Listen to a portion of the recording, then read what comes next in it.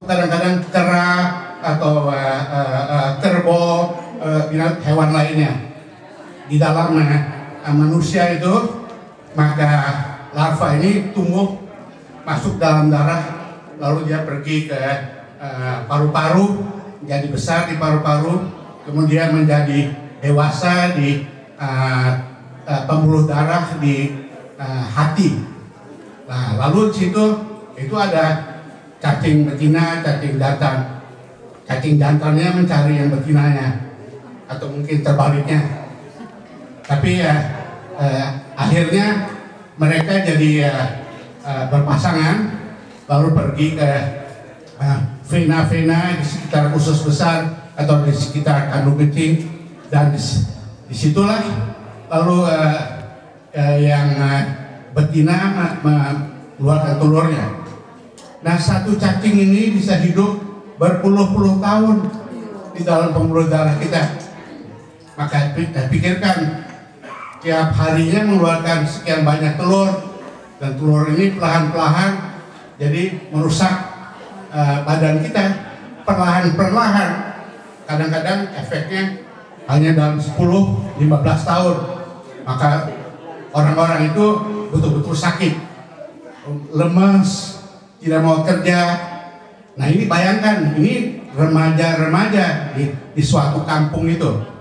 Penyakit ini biasanya di daerah-daerah miskin, di mana perairannya kurang baik, di mana orang pakai kali itu sebagai sumber kehidupan, mandi, cuci, buang air di kali itu. Itu lalu ada keongnya di situ, jadi infeksinya berjalan di situ. Nah, jadi orang-orang yang umur 15-20 tahun, mereka merupakan tulang punggung dari sesuatu kampung. Mereka yang sakit tidak bisa bekerja. Lalu ini jadi satu persoalan. Kalau cuma satu cacing saja, sepasang cacing itu ya masih lumayan, badan masih bisa tahan. Tapi kadang-kadang di dalam satu pasien itu bisa beratus-ratus cacingnya. Bayangkan, mereka mengeluarkan telur bertahun-tahun. Maka ya itulah, anak-anak muda di daerah itu sakit. Lalu seringnya di satu daerah tertentu itu, kadang-kadang 100% penduduknya kena penyakit ini. Karena dari kecil mereka main di air, berenang, nyuci dan sebagainya. Maka bisa kita pikirkan, menurut WHO ini juga cacing ini salah satu penghambat kemajuan untuk daerah-daerah demikian. Lalu soalnya itu negara-negara juga seringnya negara miskin, jadi untuk memberantasnya susah. Maka sampai sekarang ini penyakitnya masih ada. Nah, untuk memberantasnya ada beberapa unsur yang kita perhatikan. Nomor 1, orang. Nomor 2 itu lingkungannya. Nomor 3 itu keongnya, keong air. Orangnya itu bisa diberi obat. Ada obat yang manjur. Obat itu mematikan itu cacing dewasa. Tapi kalau lingkungannya sama, itu orang nanti kena infeksi lagi di darahnya. Jadi lingkungannya perlu diperbaiki. Dan itu yang agak sukar, itu menjadi persoalan sosial ekonomi. Lalu keongnya juga kalau bisa diberantas bagus sekali. Seperti sekarang ini pemberantasan malaria kan menitik beratkan pembasmian nyamuk. Ya, kalau ini pemberantasan sisoma, kalau kita bisa berantas keongnya bagus sekali. Tapi itu ada kesukaran. Nah, saya dulu turut campur dengan riset untuk urusan ini keong. Keong itu bisa kita berantas bermacam-macam.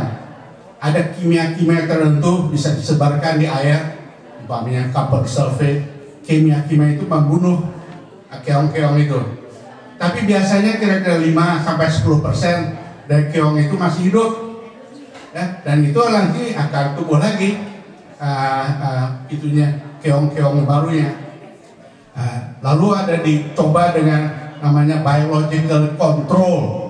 kita coba masukkan hewan-hewan dari luar, umpamanya bebek, burung, kita taruh di daerah itu ada keong itu mereka memakan itu keong-keong, tapi juga tidak selalu efektif.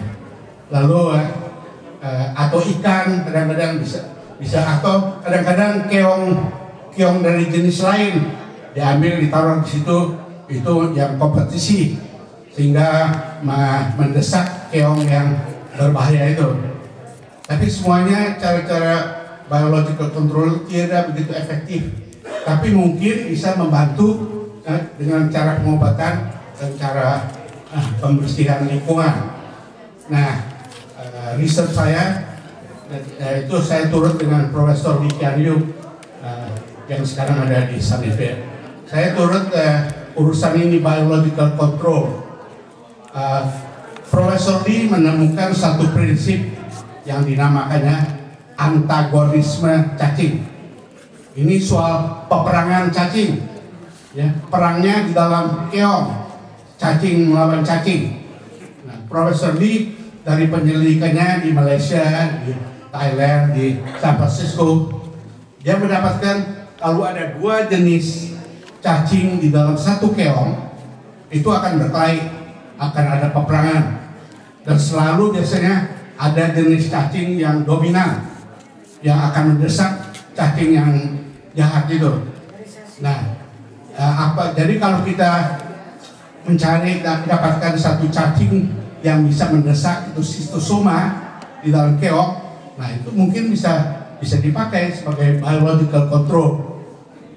Profesor Lee jadi menyelidiki ini bertahun-tahun di model laboratorium dengan mempergunakan macam-macam jenis keong, macam-macam jenis cacing, dan Prof yakin ini bisa dikerjakan. Maka dia mau mencoba adakan field control di Malaysia. Ya, kita coba di daerah alam. Saya turut-turut dengan research ini hanya di bidang peperangan cacing dalam keong ini. Untuk tesis saya di Berkeley, saya mempelajari bagaimana cacing ini berkelahi di dalam keong.